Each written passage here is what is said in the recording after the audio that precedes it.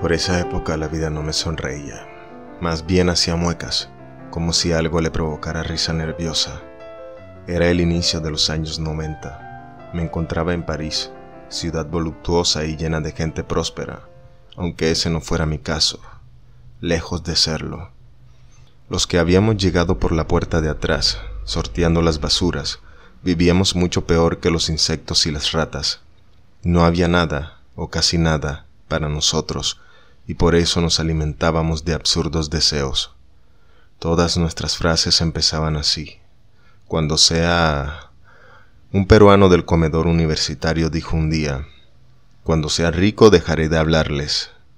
Poco después lo sorprendieron robando en un supermercado y fue arrestado. Había hecho todo bien, pero al llegar a la caja la empleada lo miró y pegó un grito de horror. Podría calificarlo de cinematográfico, pues del pelo le escurrían densas gotas rojas. Se había escondido 2 bandejas de filetes debajo de la capucha de su impermeable, pero dejó pasar mucho tiempo y la sangre atravesó el plástico. A partir de ese día cambió su frase: cuando sea rico nadaré en sangre fresca. Luego supe que lo habían recluido en un psiquiátrico y jamás lo volví a ver. En mis bolsillos había poco que buscar, nada tintineaba. Por eso debía alquilar un cuarto de 9 metros cuadrados, sin vista a la calle, en los altos de un edificio de la Rue du Lut, circunscripción de Neuilly-sur-Seine, un barrio lleno de familias ricas y judías, automóviles elegantes, tiendas caras. Por cierto que cuando uno es pobre es muy malo rodearse de gente rica. No lo recomiendo. No trae buena suerte y genera un sabor amargo en la boca, nada bueno para la salud. Cuando uno es pobre es mejor estar rodeado de pobres, créanme. Pero ese no era mi único problema, pues Victoria, el gran amor de mi vida, había dejado de serlo. Yo el suyo en realidad, y por eso mi estómago sufría permanentes contracciones. Esto, unido a la poca y mala comida, carne con alberjas en lata a 6 francos y esas cosas, generó una gastritis que acabó por despertar mi antigua úlcera. Mucho dolor físico que hacía olvidar el otro, el que podríamos llamar espiritual o del alma. En suma, dolor por todas partes. Los días eran un hueso duro de tragar, algo de muy mal sabor, así que por las mañanas debía encontrar buenos motivos para salir al frío de la calle, pues el invierno del año 90 fue uno de los más duros: dolor, frío y desamor. El cóctel perfecto para no sobrevivir. Pero mis caminos estaban cerrados, ya que no iba a regresar a Bogotá.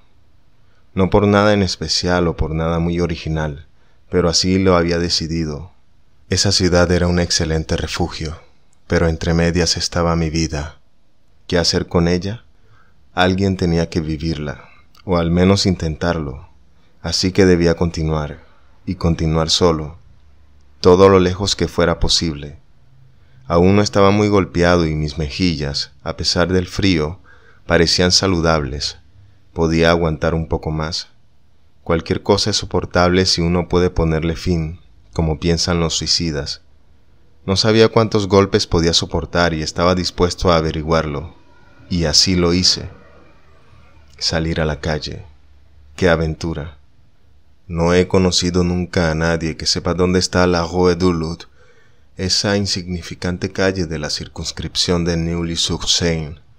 Es una paralela al Bois de Boulogne, del lado de la avenida Charles de Gaulle, un lugar sin comercios ni avisos de neón, solo los muros grises de los edificios y una panadería en la esquina que se llama Le Fort de Boulogne.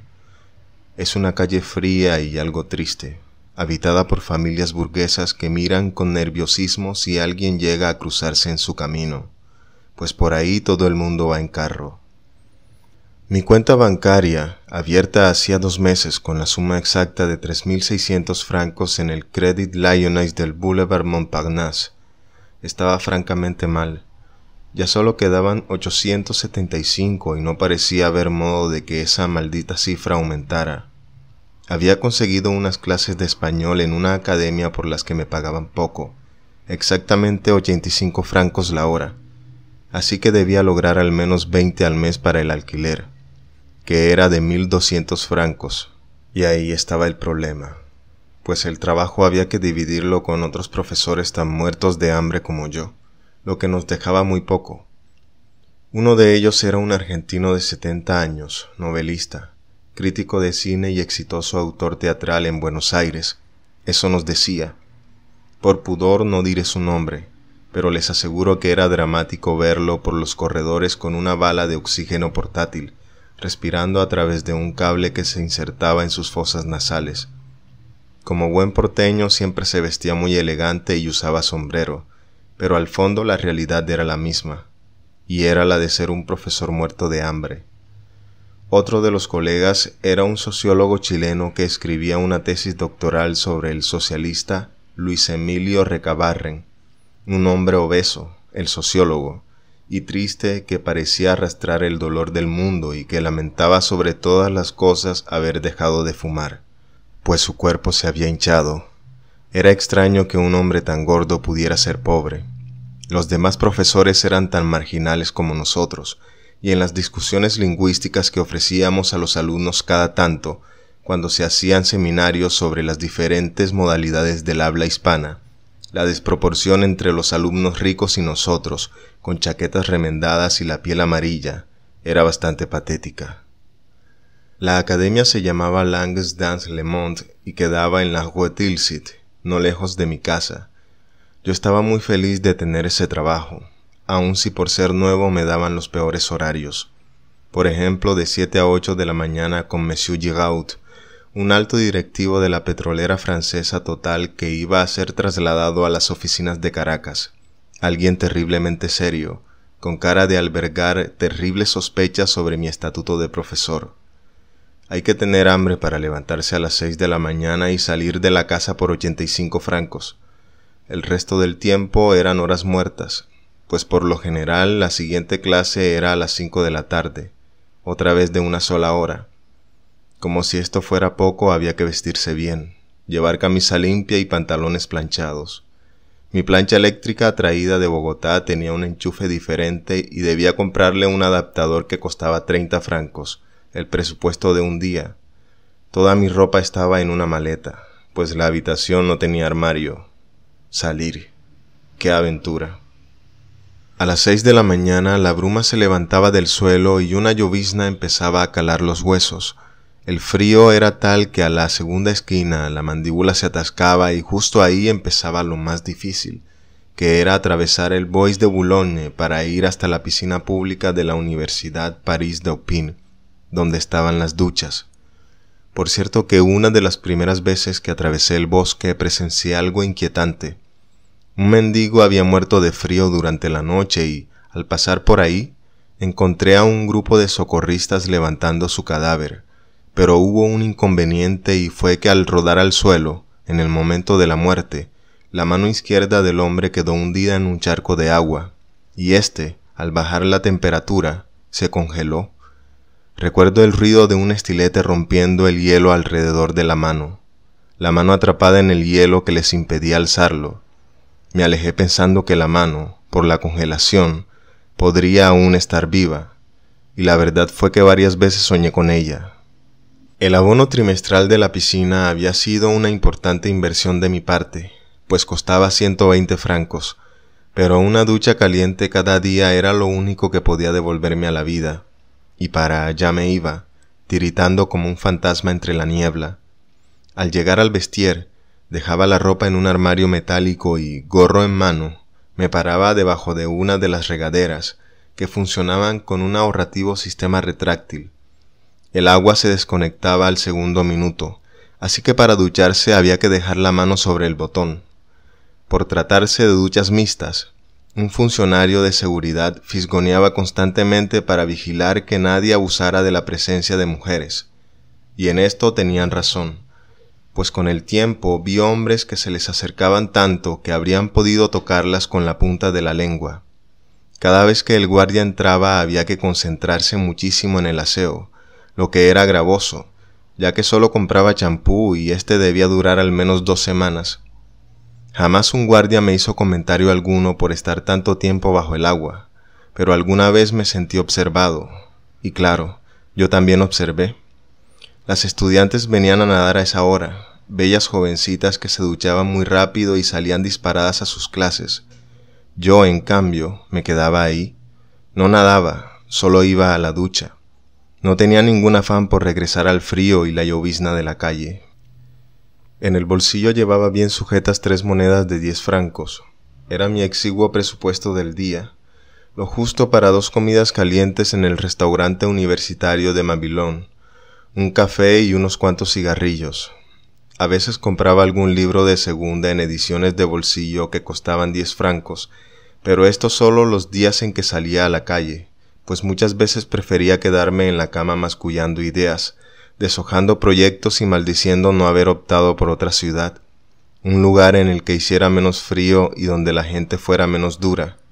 Como todos, yo debía encontrar mi lugar en el mundo, un pequeño rincón donde vivir sin demasiados sacrificios, pero mi búsqueda apenas había comenzado. Y además estaba el tema de Victoria. Había venido de visita desde Madrid, pero antes de llegar me advirtió por teléfono: «Están pasando cosas, allá hablamos».